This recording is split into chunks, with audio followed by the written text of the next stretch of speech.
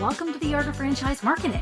Each episode takes a deep dive into the franchise space and explores how the biggest and best brands handle national branding, franchise development, employee recruitment, and localized marketing on a daily basis.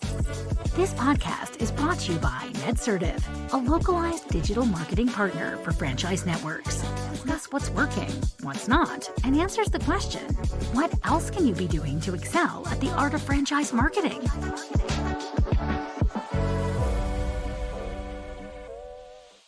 Hello, and welcome to another episode of The Art of Franchise Marketing. I'm your host, Erin Martin, and today our guest is Luke Hancock, the Marketing Manager of Local Initiatives at Been There, Dump That. Luke, thanks for joining us. Happy to be here. Excited to talk about local marketing. And there's a lot of things that are bubbling to the surface in 2026 and a lot of cool initiatives to really chat about here. I love it. And I think just to kick us off, can you give our listeners a little more background on you and your role at the company? Yeah, I'd be happy to. So really my responsibility is to help increase the online visibility of our franchise operators across our franchise network, right? So that's helping them really get a footprint on the digital sense. They'll be creating their website, Google listing, or help them facilitate their email marketing programs. Is really our responsibility, and I lead the digital marketing team here. It's our responsibility just to help them gain that visibility online, because we know that the majority of our homeowner customers are finding us somewhere online. Love it. And yeah, I think one big thing that I've been seeing is swinging from post-COVID, where just paid media worked for everything, to then it not working. So a lot of home offices then letting franchisees take matters into their own hands when it comes to digital marketing to try to do other things and handle it. And now seeing that pendulum swing back to the home office, trying to be the ones who are helping doing a lot of that with the franchisees, then doing more of the in-person mayor of your market type stuff. So I'm curious for you guys, having all that support and doing things at the home office can be so hard to build the right team, the right systems and tools. So what does that look like today for you guys? How do you have it structured and built in-house? Yeah, it's been a bit of a journey, right? So I started with the company back in 2013, and at that time, I wasn't even really, I had a background in digital marketing, but I was hired to be a franchise support coach. And I think they hired me because of my background in digital, and they started to understand how important digital was to our franchise business model. But as I said, I wasn't originally specializing in digital. And then in 2015, we really identified someone has to dedicate full-time hours at the head office to do digital marketing. And that's when I transitioned over to that role. And since then, that role, that department has grown. So in 2019, I hired the first employee of the digital marketing team. Now we're a team of 4 that helps employ these initiatives for our franchises. But I would say COVID never had that much of an impact on how we did our digital marketing strategies. They've really been consistent since the time I've been here, with a heavy emphasis on Google, being found on Google searches. But as I mentioned off the top, things are bubbling to the surface in 2026, where we're really finding a need to diversify. Yeah, and I'm curious what some of those things that you're seeing bubble up. The first thing that comes to mind is AI and search and just the changing search landscape. But what else are you seeing, or is that primarily what you're referencing? That's certainly part of it. And I'd actually probably want to pick your brain too, because I'm sure you've heard a lot from a lot of different marketers that you've been able to chat with. And I always want to learn as much as I can, whether it be the AI searches or that Google search landscape's really changed, whether you see more ads than you had previously, or the Google Maps, which had that high premium real estate on Google searches, might be a little lower now than what you're accustomed to. I've even seen some instances where the organics are back up on top, like going back to 2012, where you had organic, then map, and then more organic. So that Google search landscape has changed. And I think the consumer behavior model continues to evolve. More people are starting to discover you on social and be cognizant of that. Whether we understand that majority of our leads aren't coming from social, but let's be open-minded to different avenues where people can discover it. Yeah. Yeah. Not forgetting about the rest of the funnel as well, because you want to capture the demand when someone's looking for you, but you also need to have them be aware of your brand before they can even consider you. So, Sure. And they're finding you all sorts of different places now. I think that's what I said. You have to really diversify, find different ways to connect. So what does it look like now for you guys then? What does, your local marketing playbook look like in terms of the different strategy and tactics you guys have at play? Until proven otherwise, we're still emphasizing Google searches, right? We know that, say, around 80% of our homeowner customers are finding us online. And anecdotally, I would say 90% of those 80% are finding us through Google searches. Or predominantly, we want to be featured high Google searches at as many spots as possible. So Google search visibility is at the forefront of what we're trying to do. Right? We place a lot of emphasis on Google Business Profile platform, Google Map listings. We recently had our account bulk verified, which has opened the door to a lot of opportunity to capture more of that footprint of Google Maps, get more of our locations featured there without having their similar locations have multiple listings, and how beneficial that's been. Yeah. And I think one thing you're touching on, which it just really solidified for me with this whole AI and search changing, is that Google loves Google. No matter what, to get visible on Google, you're going to have to look at Google reviews, Google business profile, all the different Google inputs. That's why also at one point just posting to Google business profile was a good thing to do, because it just Yes. helped increase that authority and cred. When, like, on the flip side, you think about it, you're like, I don't even know if I've ever looked at a post in Google business profile personally, but there's all those inputs because Google is its walled garden and looking to itself for authority, where that's where a lot of these other LLMs break the model, because some of the at the core intent signals still matter, but at different weights and in different ways. So reviews on different platforms really matter. Your local listings and consistent, clear business information on other platforms matter. So the weighting and the evolution of traditional SEO has evolved to try to capture more of that AEO, GEO, but the core, a lot of the foundation's the same. The algorithms and weights of things have changed. Well, let me ask you, you've heard a few marketers short while. Have you found that these marketers are really diving in headfirst into the AI LLM strategies? Because we're taking a little more reserved approach. What we want to target those, but we want to address it with strategies that's going to target both traditional searches and those AI LLM models as well. So we're being a little more, not reserved is not the right word, but just a little more methodical in how we approach it, because certainly there's a lot of buzz around those models and those different types of search engines, but we still understand Google's really buttering our bread still. Most of our traffic is still coming from organic Google search. So we just want to be cognizant of that. Think of strategies that might impact both. Yeah, which I think is smart and pretty aligned with, I think, what other marketers are doing too.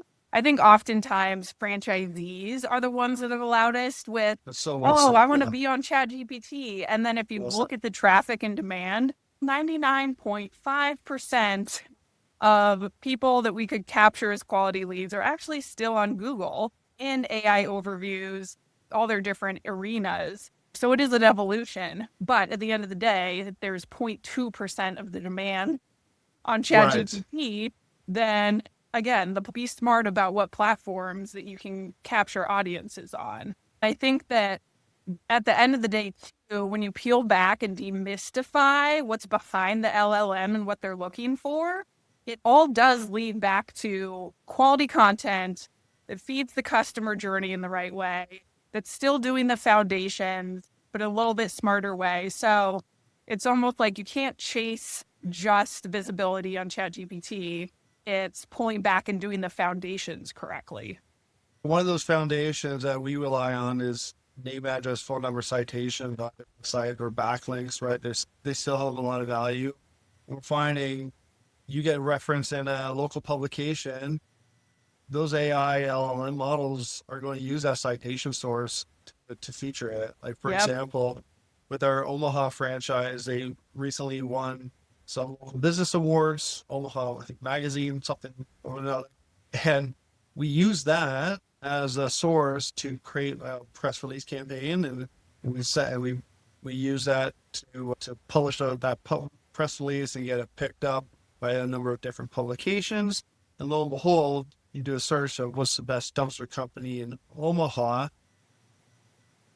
They're not that served near the top, but they specifically cite one of those awards and one of the press releases that got picked up as a citation, where we still think that still is going to have a tremendous impact on your traditional models, but we're seeing firsthand experience is having a real direct impact on the AI element. Yeah, and that's such a good example of a perfect case study that I think we're seeing as well. It's the more that you can produce quality content that shows that authority of best in the specific area or top ranking or whatever those quality attributes that you want to be differentiated for, make noise about it. Digital PR is contributing to it. So I think that's a great example. Yeah, and applying firsthand knowledge to your content, expertise, experience, I think that's going to go a long way, because the search engines certainly would have some sort of AI detection that you have to bypass. We certainly rely on AI to help facilitate a lot of our content, but we want to make sure we add enough, as I said, like firsthand knowledge, real world experience that AI just can't run with. Yeah.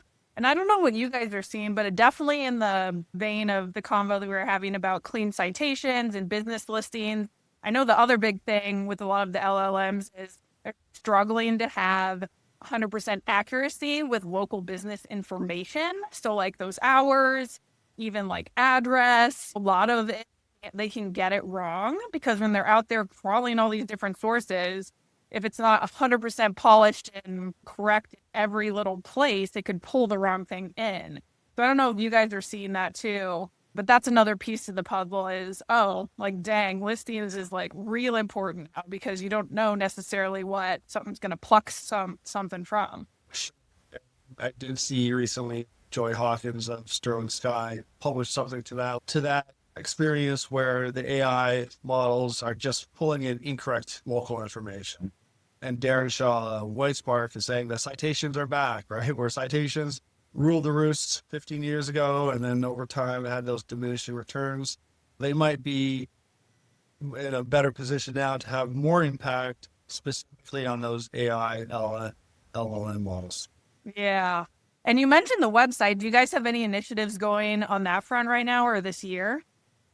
Yeah, so we want to focus on the case studies. One thing we want to do is start to get some more firsthand knowledge, some local information from our franchise operators, and how we can apply that to their pages or to their sites, right? So whether it be where they're located, how quickly they can turn around and provide service to any neighborhood within their territory, or it could be how they went above and beyond in a really specific example and how we can feature that on their properties. So that's something we're going to lean into. And you can do that really easily. Any recording studio like the one we're using right now would have an ability to capture the transcript, plug that into your favorite AI model, and tell them, exactly what you're looking for as far as the content that's going to produce it quite simply. Yeah. And what are you doing that on? I'm curious, because you're talking about video, like producing video in a better way with AI. Sure, it could be video, right? But you could also just grab the transcript and create written content. Oh, yeah, right? yeah. Yeah. So it could also help. It could also help facilitate more frequently asked questions. us at the head office, we have a good understanding of what customers are asking. A lot of times there might be something a little more localized, that specific market, where you can capture that just by a 5-10 minute interview with that franchise operator. And then again, turn that around to make some content for their pages and their preference.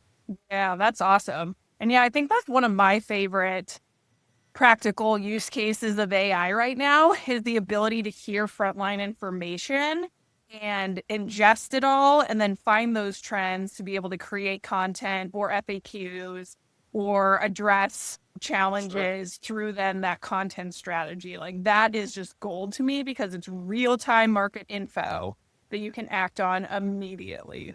Yeah, you talked to individuals that are using like their online reviews or anywhere else to put those into an AI chat, get the AI to pick out all the trends so you can then feature those trends in some of your marketing. Like for instance, a lot of our reviewers will identify how much they value that next day or same day service. Well, if you have your customers are telling you what they like about you and what they're looking for. So that's the things that you want to make sure you mark.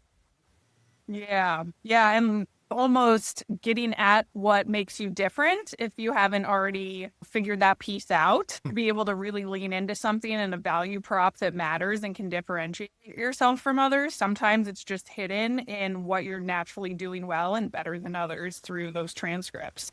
Yeah, yeah, exactly. That's well said. I love it. What else? How else are you thinking about using or applying AI? I know it's one of these things where I personally love the approach of what's our biggest challenge and then how do we solve it? And AI can be a piece of that. But I know everyone thinks about it differently organizationally. So I'm curious how you guys are thinking about AI or applying it in the marketing world. Yeah, I'd like to think we were maybe not so much at the forefront, but we're early adopters of it. We have some little staff here at the head office that has really dove deep into understanding these models and then create GPTs. I work with this individual, shout out to Kyle, who's helped me engineer some marketing GPTs like a local links finder, where that used to be a very laborious task trying to find local links for our franchise operators. And this GPT spits out all the opportunities we're looking for in a heartbeat. You might not need a custom GPT to do that, but we wanted to customize this GPT to really hone in on specific areas, like, for instance, realtors, right? We want to find realtors in our local areas that might have a preferred vendors page because they'll list their favorite pest control companies and their favorite title brokers and their favorite dumpster rental companies. And that name, address, phone number, citation, and hopefully a backlink is going to help, again, with those traditional models, but the AI and LLM models as well. So I'm curious for that specific GPT, did you guys build it for franchisees to be able to use to understand ideas of where they need to go out then? So almost like for them to use and you trained them on it?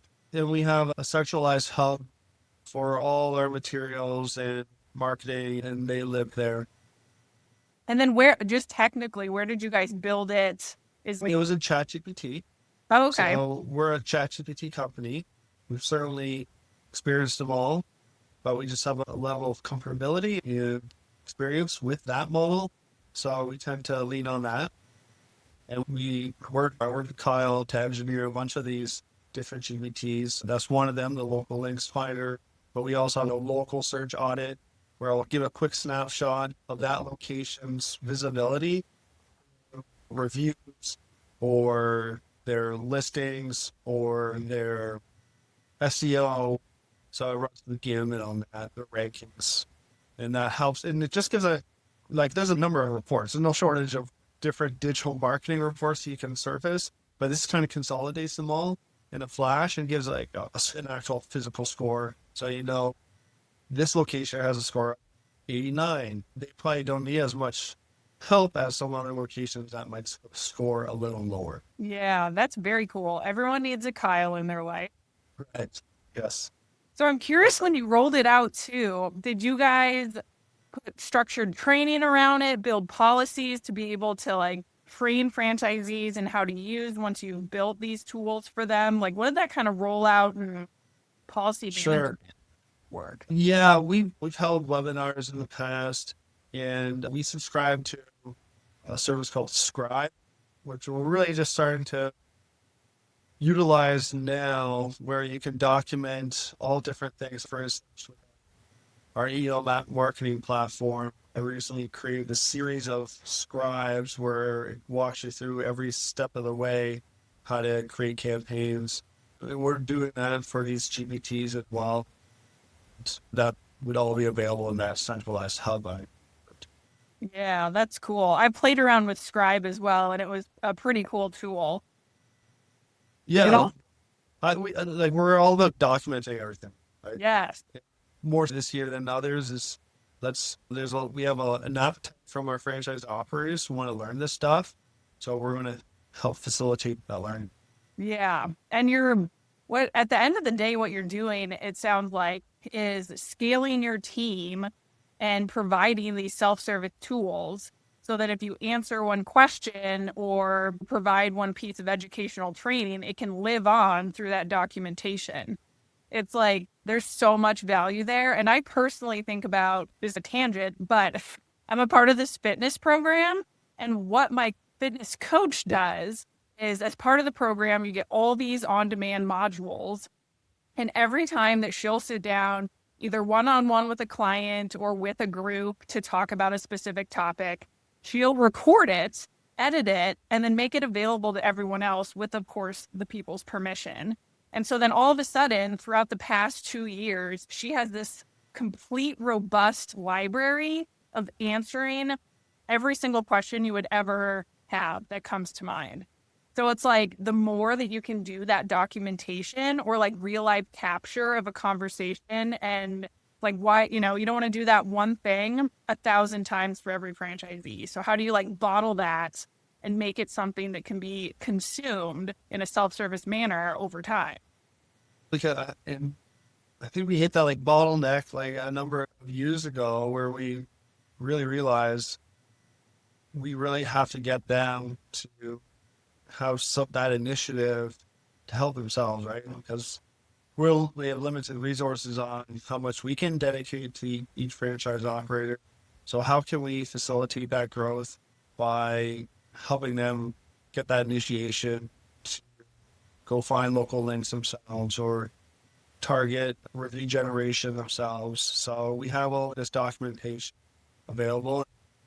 I learned a long time ago, when I really started to apply myself to digital marketing, everything has to be documented because everything changes and you need to know how things were done, how things are going to be done. So we made a good point within the digital marketing team. We document everything and helps us stay the course, right? Because things can get derailed with how the landscape of digital marketing changes by the day. That documentation is important for us. Yeah. I just think about the millions of questions and conversations that are had when you're trying to figure out something that's already been answered. And if someone would have just posted it to a central documentation place, you're like, oh my God, you could have saved like 17 conversations and emails from happening. We also would love to highlight if one of our operators is doing something, like transformative is too strong of a word, but something significant in their market from a digital marketing standpoint that we can showcase to the others so they can learn from one another. We have that our operators are busy in their own markets, and we can be the conduit for that information, that this one location is doing this really well. How can we teach the others how to do this? Yeah, that's so good. And so I'm curious for you guys, it sounds like you have a lot of good things in motion right now to support your franchisees on the marketing front. If you step back and look at the full funnel, what would you say is your biggest challenge right now that you're trying to solve? Cliche answer is time. We have a lot of strategies to employ with always so little time. I think the resources there can be challenging, and but I think even when I mentioned last year, recognize the ability or I guess lack of resources, the lack of time, and we have to really help the franchise operators get how that initiation. I think that's just going to ramp up even more 2026 because things are changing. So things that worked for us really well in the past may not be working as well, and there's some pivots, but that pivoting requires a lot of time, a lot of effort. And how can we get that initiation from the network to help with that transition? Yeah, love it. And then another question I always like to ask people is how they're thinking about or using data better as well. Because I think that's one of the biggest pieces that AI is also pushing. As we've known as marketers, it's so important to harness data and know our customers really well. And then the application of AI even further forces to the forefront the need for clean data. It lives in disparate systems. We're trying to stitch together different stories. So I'm curious how you guys handle or look at data for you guys. Yeah, the stitching is a great thing that you mentioned because that's the challenge I find. Yeah. There's no shortage of data that we have. We're, as much as I said, we're a bit maybe on the forefront of AI. We're really a data first company, or really becoming that. But that's not an easy thing to transition over to. And I think the consolidation, the stitching of that data is important. We have another individual that's helping with that, right? Between marketing KPIs and operational KPIs to really tell a story of the overall health of a franchise location. That stitching of data have become important for us. But whether it be like we recently employed or adopted a customer data platform, Twilio's, that's going to help unify all our marketing and our contact data in our databases. So I think that utilizing a system like that is going to help stitch together that data for us. In fact, we use an engineer for that customer data platform. Their name is Stitch. So there you go. Yeah, I think centralizing that data is going to be important. Of course, you want to employ a data warehouse or a BigQuery organization now. So I think centralizing that data is going to be important for us. And then how we use that data. Collect all the data you can. That's great. But if you're not doing anything with it, then what's the purpose? So our next evolution of collecting the data is being very actionable. Yeah. Yeah, that's huge. And that's what I'm curious how you guys went about or are currently doing the project planning for that initiative, because it is like in parallel, you're trying to solution and pull everything into your CDP, but then also be thinking about what you want to see and how you want to see it for it to be actionable.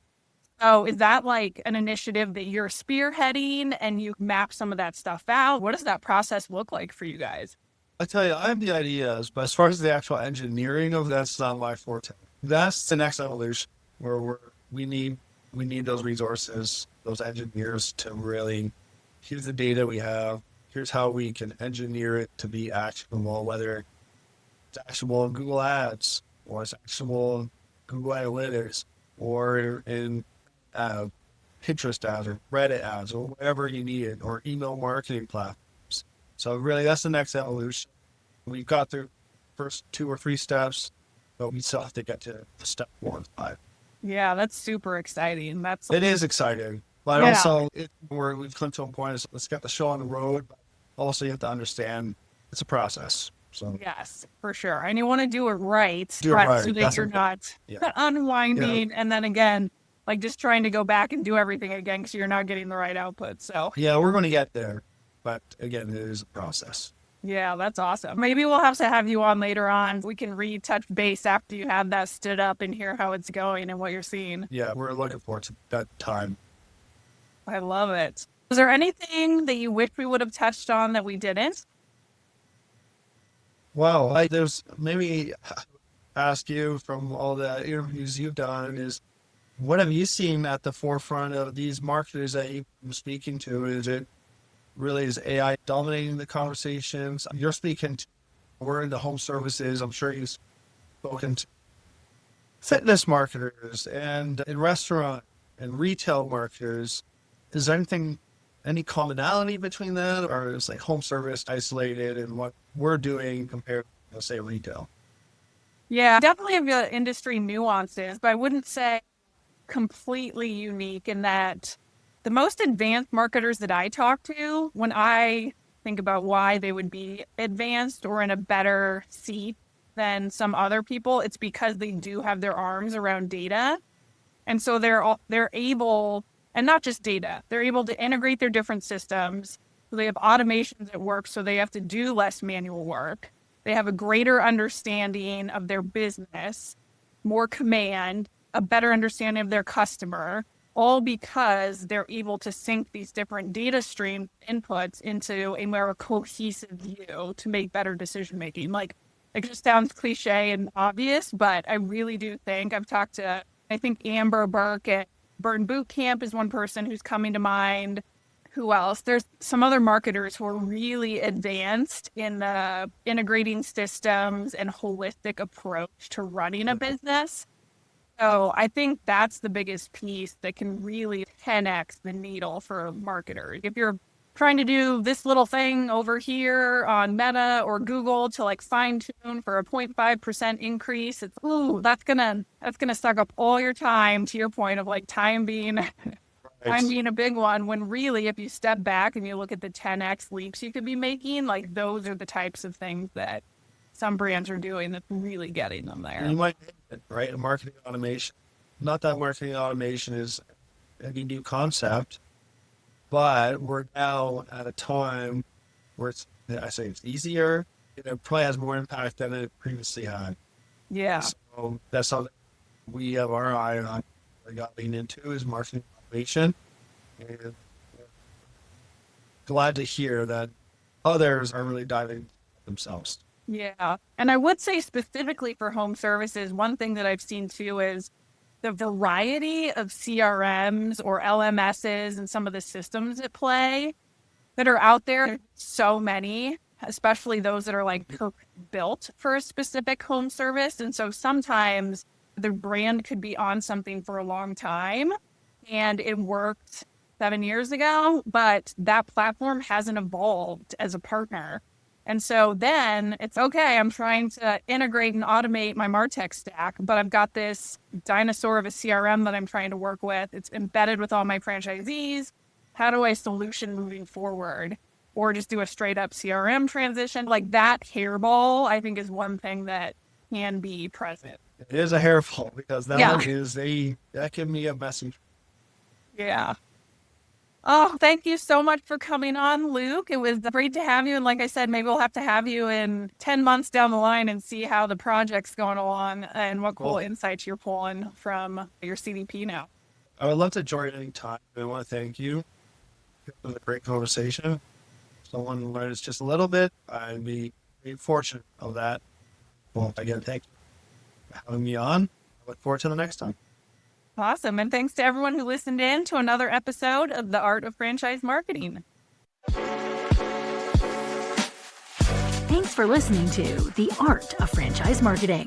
This show is brought to you by NetCertive. We help franchise brands and multi-location businesses run localized digital marketing at scale. To learn more, visit netcertive.com.